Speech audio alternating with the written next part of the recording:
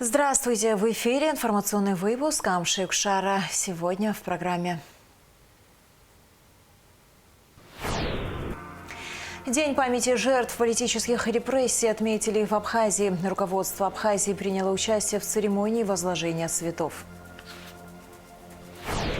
В профильном классе школы номер 2 в Сухуме установили новую мебель и интерактивное оборудование, а лучшим ученицам вручили пригласительные на новогодние каникулы в Москве. Но мы хотели это сделать, и мы это сделали. Юных абхазских гимнасток, призеров турнира «Гимнастика Соло Кап 2025» в Дубае торжественно встретили в Сухуме.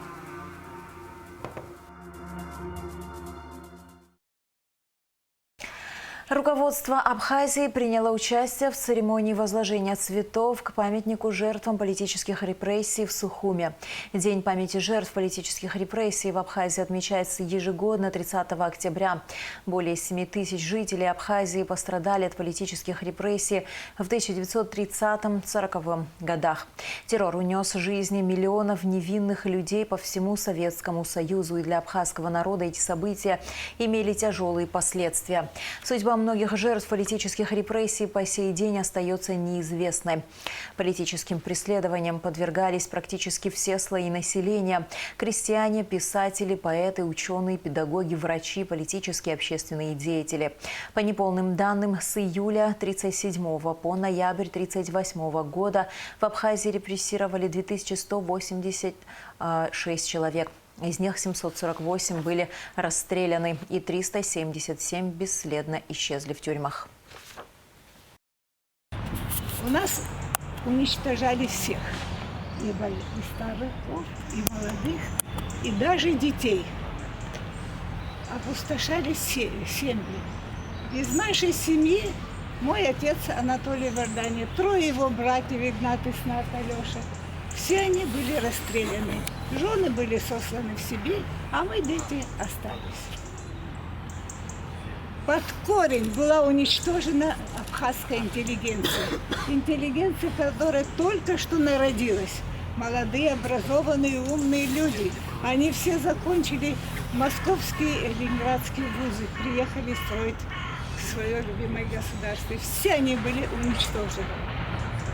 Жены их сосланы в Сибирь, а дети остались сиротами. Но самое обидное то, что они унесли с собой весь свой неиспользованный потенциал. Сколько бы они еще сделали, останься они живы. Мы сегодня имеем то, что оставили они нам. Презентация новой книги профессора Екатерины Бебия «Без вины виноваты», приуроченная ко Дню памяти политических репрессий XX века, состоялась в Абхазском государственном университете. Книга, основанная на архивных материалах и воспоминаниях, рассказывает о трагических судьбах людей, ставших жертвами политических репрессий в Абхазии. В центре повествования истории конкретных семей, переживших аресты, ссылки и расстрелы. Автор провела масштабное исследование, чтобы восстановить имена и судьбы невинно пострадавших. На презентации Екатерина Бебия поделилась опытом создания своего монументального труда, охватывающего 45 лет исследований. Стоит отметить, что представленная книга 3-я в серии, посвященная этой теме, а читателей уже ждет скорый выход 4-й книги. Около 10 лет скоро будет издано 3 книги. Вот с такой вот, книга серии «Жертвы политических репрессий Абхазии». 1-я, 2-я, 3-я. Это 1-я книга «Без вины виноватые», 2-я, есть 3-я. Вот я сейчас уже подготовила 4-ю книгу, которая выходит очень скоро. Я думаю, что в конце года уже будет. И этим я завершаю свою работу. Я очень была обеспокоена, что я не смогу завершить. Это очень трудная тема, очень тяжелая тема. И я боялась, что я это не выдержу. Поэтому было такое время, когда я вызвала своих студентов, которые интересуются историей, и я сказала, я вряд ли смогу довести до логического конца, и попросила, чтобы эти девочки работали. Но, однако, Бог так захотел, и я успела. И это такое, ну не знаю, это облегчение души. Это все от Бога, я так считаю. Просто мне было это никто не дал, можно сказать. Это вот сама себе, может быть, вот такой наказ, что ли, довести. Без вины же они были виноваты. Их нужно было реабилитировать. Мне кажется, что эти книги будут говорить сами за себя. 30 октября свой профессиональный праздник отмечают деятели науки, все, кто причастен к научному процессу. В этот день 28 лет назад, согласно указу первого президента Абхазии Владислава Арзенба, была создана Академия наук Абхазии. По случаю Дня науки состоялось торжественное заседание, в котором принял участие премьер-министр Владимир Делба. Значение научного потенциала для государства отметил президент Бадрагунба в своем поздравлении, которое зачитал вице-премьер Жансух Нанба. Наука всегда была основой развития государства и гарантом его суверенитета. Сегодня научные коллективы активно работают над сохранением и изучением языка, истории, культуры и экономики страны, отмечается в поздравлении главы государства.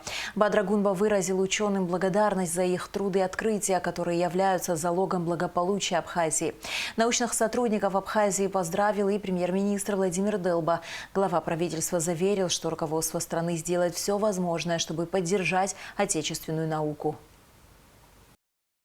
Для меня на самом деле очень почетно и символично находиться сегодня здесь, среди вас, и отмечать с вами вот этот знаменитый и знаменательный день, День науки. Сегодня в поздравительном адресе глава государства особо отметил роль науки и работников науки в развитии нашей страны.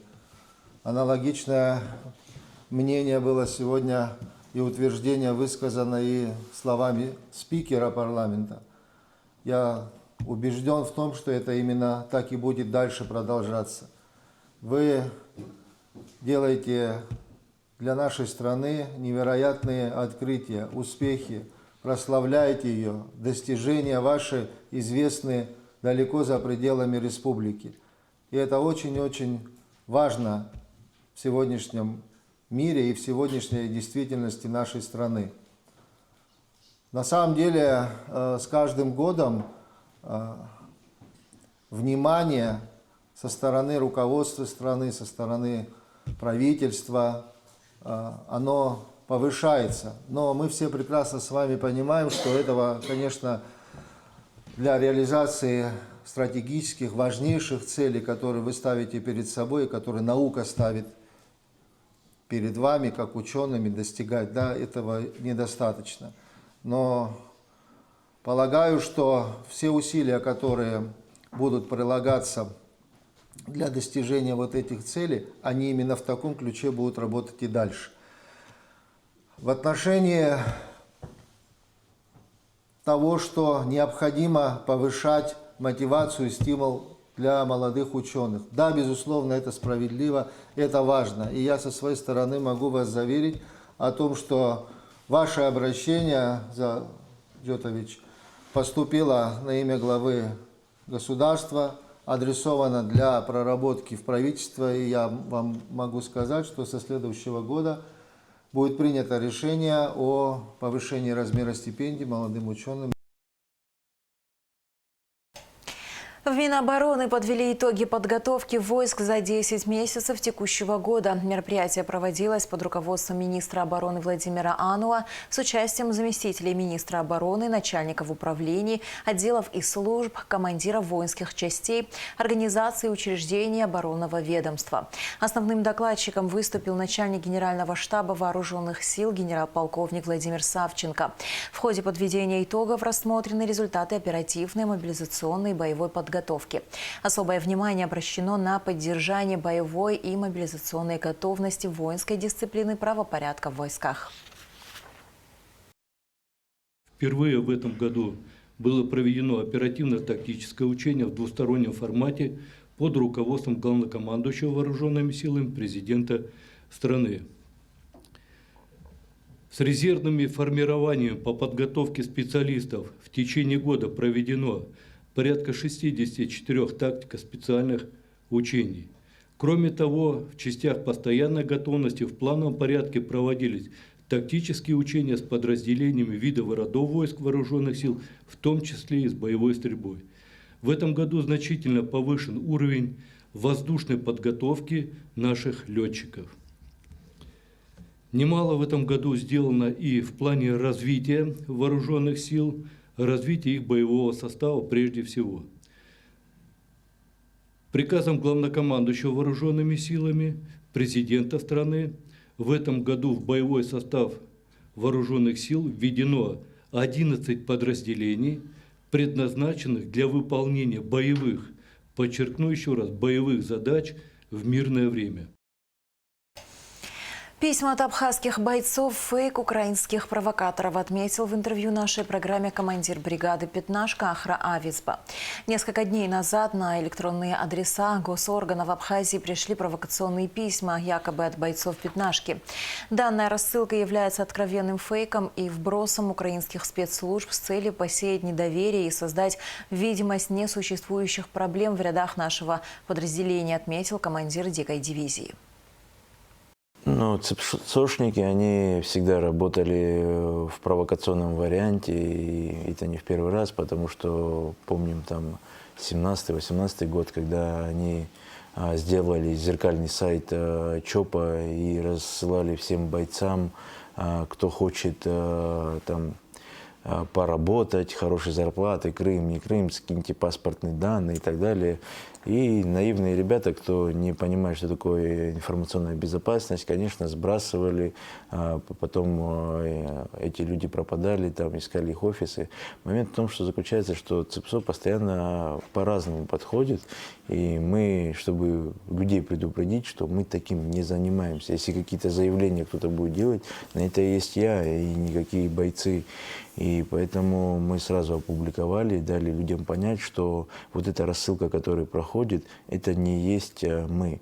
Даже мы смотрели, что в соседней Грузии был там призыв на военную службу и так далее, был создан неплохо сайт, но не является официальным сайтом Министерства обороны Российской Федерации и добровольческих подразделений. Поэтому кто может их призывать на службу? Это только ЦПСО пытается выявить людей, которые нам сочувствуют, и поэтому они себя так и ведут. Мы хотим к людям обратиться и сказать, что если вы какую-то такую рассылку в соцсетях видите, а даже какой-то голосовой вам придет, не верьте этому, потому что сегодня искусственный интеллект и голос тоже делает. Поэтому к таким вещам относитесь с большей насторожкой и будьте, как в старину, за более живое общение друг с другом. Расширенное заседание Фонда содействия развитию муниципальных образований ТРАЭС прошло в Сухуме.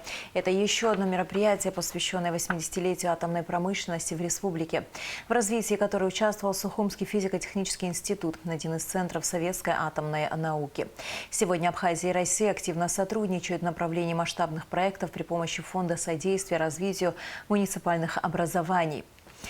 Благодаря поддержке концерна «Росэнергоатом» и фонда в Абхазии успешно функционирует 5 атом-классов. Это самое большое количество профильных классов, открытых за территорией России.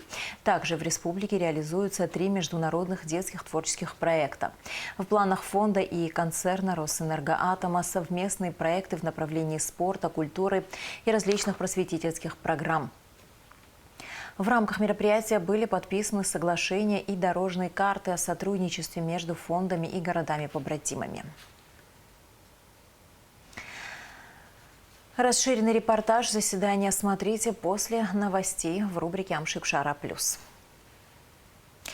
Атом-класс открылся в Сухумской школе номер 2 после реновации. В классе установили новую мебель и интерактивное оборудование, а лучшим ученицам атом-класса вручили пригласительные на новогодние каникулы в Москве. На открытии класса была Элита Арутюнян. Так, ленточку, вперед, ура! Открытие атом-класса после реновации – долгожданное событие для школы. Ведь теперь ученики смогут получать еще больше новых и полезных знаний в области точных и естественных наук. Поможет в дальнейшем поступлении и Также можно изучать те науки, точные науки, которые интересны очень многим в нашей школе. Я считаю, нам повезло, что именно в нашей школе открывается этот атом-класс, и я очень рада по этому поводу. Ирина Павирскер, директор школы имени Пушкина, поприветствовала собравшихся и поблагодарила причастных к этому событию. Павирскер рассказала о новшествах атом-класса после реновации. Она также сообщила, что первый замруководителя администрации президента России Сергей Кириенко подарил родной школе новые компьютеры.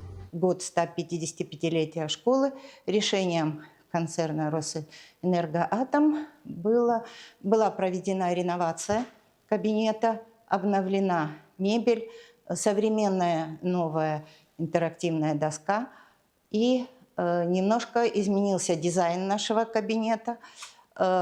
Оборудование, которое поставляется для лабораторных работ, тоже частично было обновлено. В своей приветственной речи первый замгендиректора по корпоративным функциям концерна «Росэнергоатом» Джумберт Кипучава напомнил, что атомная промышленность зарождалась в том числе и в Абхазии. Он также отметил, что всего открыто 100 атом-классов, 5 из них в Абхазии. Эти классы нужны для того, чтобы школьники углубленно изучали точные естественные науки, могли поступить в профильные вузы и, возможно, начать работать в атомной промышленности. Для чего это делается корпорацией «Росатом» и концерном «Росэнергоатом»? Ну, наверное, всем понятно. Во-первых, мы приобщаем вас к нашей, так сказать, великой отрасли. Во-вторых, мы надеемся на то, что, изучая физику глубоко, математику, вы, в конце концов, поступите в вузы соответствующие. У нас в России таких опорных вузов, которые готовят для нас специалистов, 16. С каждым из этих вузов мы работаем очень плотно. У нас есть совместные договора. И хотели бы, когда вы закончите школу, закончите, надеюсь, успешно, поступите в эти вузы и в итоге придете к нам на работу. Я отметил для себя, что не только физика, математика у вас в школе хорошо преподается, но и литература тоже, потому что так хорошо говорить и ровно, и четко, это тоже заслуга и педагогов, и, конечно, так надо уметь. И я понимаю, что в школе развивается и гуманитарное направление, и математическое направление, и очень хорошо, что в этом сложном, очень насыщенном процессе встроена и работа, которая называется «Атом-класс». К присутствующим с напутственными словами обратилась Наталья Шурочкова, руководитель проекта «Школа Росатома». Она поблагодарила собравшихся за их присутствие на мероприятии и пожелала успехов. И самое необходимое, и самое главное – это вы, те, которые здесь сидят. Будьте достойны вот этих людей, которые здесь учились. Будьте достойны своих родителей, своих прекрасных учителей, да, те люди, которые отдают вам все. Мы здесь, мы проживаем с вами это время, мы проживаем каждую трещинку здесь, да, все, что здесь происходит, да, душой и сердцем с Оксаной, тоже Малафеевой, директором фонда, каждый шаг мы искренне делаем это для вас. В завершении мероприятия 5 лучшим ученицам атом-класса вручили пригласительные на новогодние каникулы в Москве. Аэлита Арутюнян, Алексей Агухава, Абхазское телевидение. Государственная комиссия по монументальному искусству напоминает о проведении международного открытого конкурса на лучший проект скульптурного изображения второго президента Абхазии Сергея Багапш в городе Учимчира. Сроки проведения до 2 февраля 2026 года. Положение о проведении конкурса размещено на официальном сайте Министерства культуры. Реконструкция набережной Диоскуров стала главной темой заседания градостроительного совета, в работе которого принял участие мэр столицы Тимур Агрба. Главная концепция реконструкции – сохранение исторического облика. Подробности в репортаже пресс-службы администрации города Сухум. В администрации Сухума прошло заседание градостроительного совета. В его работе приняли участие мэр Тимур Агрба, его заместители Константин Тарба и Инал Авицба. Основной вопрос, вынесенный на рассмотрение членов градсовета – реконструкция набережной Диоскуров. Так как Сухумская набережная является объектом историко-культурного наследия, главная концепция реконструкции – сохранение ее исторического облика. По словам главы столицы, проект реконструкции уже утвержден. Подрядные организации готовы приступить к работам, и необходимо обсудить и утвердить детали, а именно материал для облицовки парапета. Выбор был между известняком и гранитом. Уже больше полугода разрабатывается проект реконструкции Значит, Градсовет по этому поводу уже собирался, какие-то детали мы обсуждали. Сегодня уже на финальной стадии, перед тем, как подрядные организации выйдут и приступят к работам, мы бы хотели, значит, с вами обсудить некоторые детали по набережной. Первые шаги уже сделаны, нами были проведены демонтажные работы по всем этим торговым объектам, павильонам. Как раз, пользуясь случаем, хотел бы поблагодарить всех, значит, предпринимателей, которые, значит, услышали нас и без каких-либо, значит, вопросов демонтировали все свои торговые павильоны. На мой взгляд, еще и без реконструкции набережная уже обретает более такую благородную форму, исторический облик. Если мы можем покрытие сделать из гранита, на мой взгляд, это намного, значит, будет качественнее и долговечнее. Такую возможность мы, я думаю, что имеем, потому что, значит, стоимость этой брусчатки у регионов, да, и стоимость гранита, который предлагают нам местные производители, то есть, она соответствует. Поэтому мы, скорее всего, будем делать выбор в сторону гранита. Это я свое мнение вам говорю. Он, правда, чудесный местный. Да. Члены Градсовета скрупулезно подошли к рассмотрению нюансов реконструкции. Они считают, что и покрытие набережной должно быть одинаковым по цвету и материалу с парапетами. Каждый нюанс реконструкции набережной подробно обсуждается, рассматривается и коллективно утверждается. Также глава столицы Тимур Агрба сообщил, что уже готов эскиз пирса, подрядные организации готовы приступить к реконструкции. Пирс утвержден в тех же параметрах, что и был ранее. Тимур Агрба вынес на рассмотрение Градсовета обращение предпринимателя о строительстве торгового ряда по проспекту Аяйра вдоль забора теннисных кортов. Проект единогласно был отклонен. Члены Градсовета повторно рассмотрели проект зала тяжелой атлетики в парке имени Курченко. Глава столицы рассказал, что предприниматель готов построить и подарить городу спортивный комплекс. Возвращаясь к реконструкции набережной, решено для наглядности подготовить два образца участка. Первый с использованием известняка, второй с использованием гранита. Таким образом, будет проведено выездное совещание Градсовета с наглядным обсуждением вариантов, что позволит принять взвешенное решение. В республике продолжаются соревнования среди школьников в рамках 19-й республиканской военно-спортивной игры «Аяйра». В этом году игра посвящена 80-летию со дня рождения Владислава Арзенба. В третий день игр участники продемонстрировали свои навыки в таких дисциплинах, как стрельба из автомата и метание гранаты на дальность. До начала соревнований министр просвещения Хана Гунба и участники соревнований возложили цветы к мемориалу первого президента Владислава Арзенба в Нижнем Эшере. Игра, организованная Министерством просвещения, собрала 8 команд из всех районов и городов Абхазии. Мероприятие проходит с 28 октября по 1 ноября. Юных абхазских гимнасток, призеров турнира «Гимнастика Соло Кап 2025» в Дубае торжественно встретили в Сухуме. По приезду домой их ждал сюрприз. Родители, тренеры и воспитанницы художественной гимнастики организовали им настоящий праздник. Напомним, что турнир проходил 24-26 октября. В нем приняли участие около 700 гимнасток из 12 стран. Адица Сагари расскажет, как выступили наши спортсменки и какие впечатления привезли с соревнований.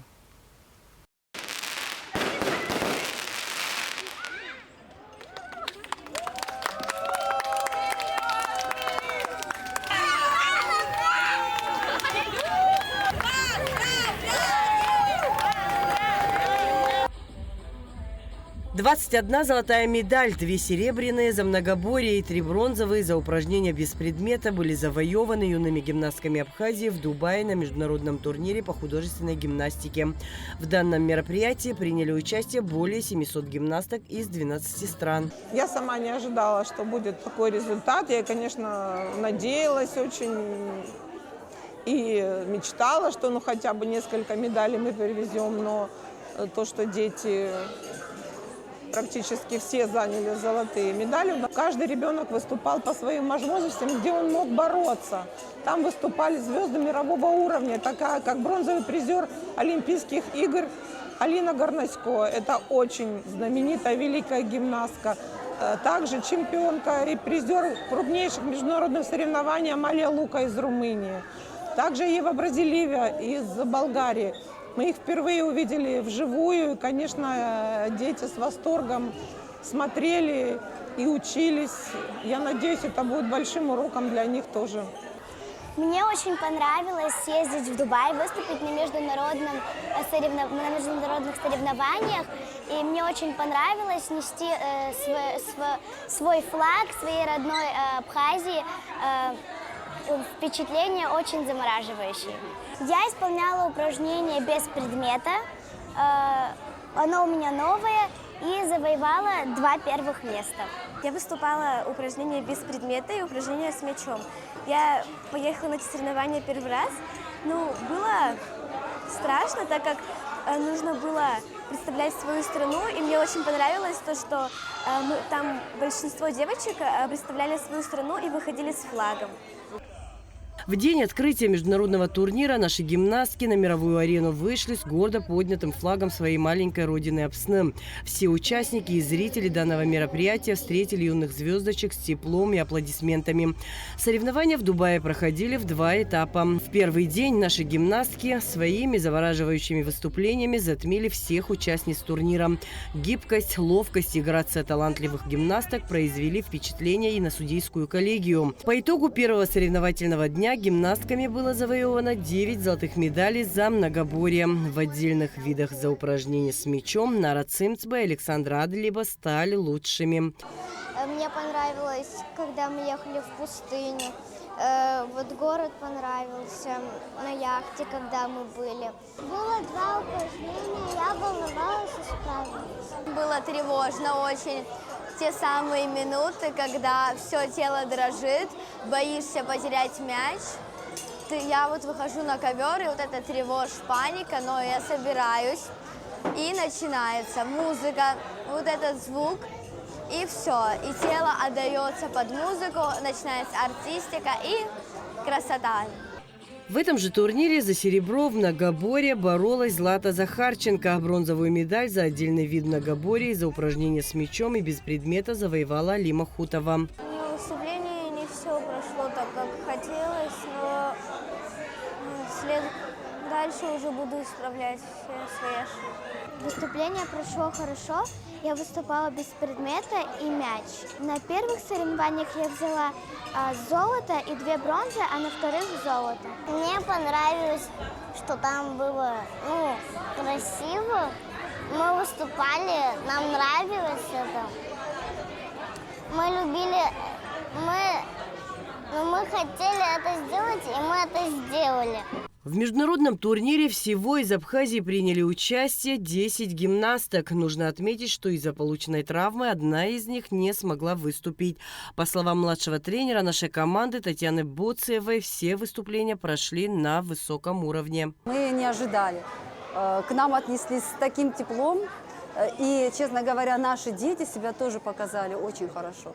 Они там как открылись. Они показали, какие они есть. Они веселые, душевные, честные, и это очень помогло. Эта поездка, она показала, что наши дети, внутренний мир, он намного больше и красивее, чем мы думаем.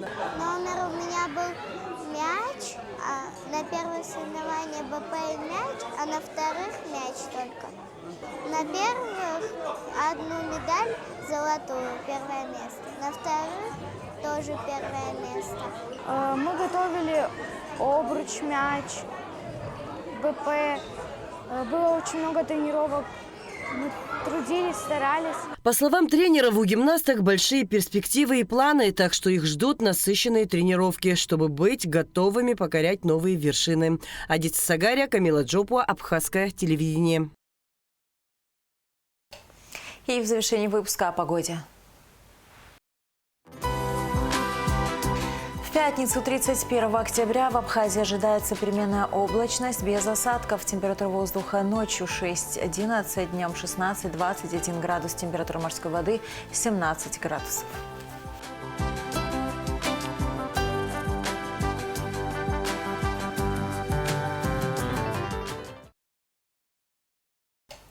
На этом наш выпуск завершен. До скорых встреч в эфире.